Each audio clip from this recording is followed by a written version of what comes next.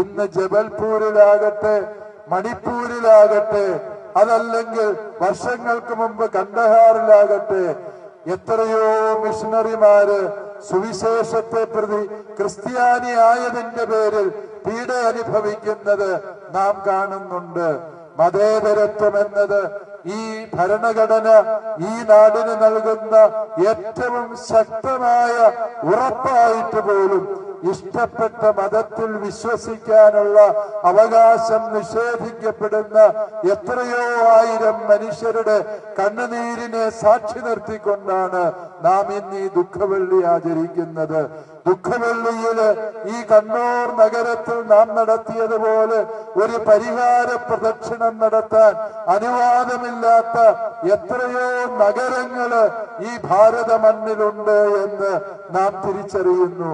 എന്താണ് ഇതിന്റെയൊക്കെ ആത്യന്തികമായ അർത്ഥമെന്ന് ചോദിച്ചാല്, മതവും രാഷ്ട്രീയവും തമ്മില് അനാവശ്യമായ സഖ്യം ചേരുമ്പോൾ അത്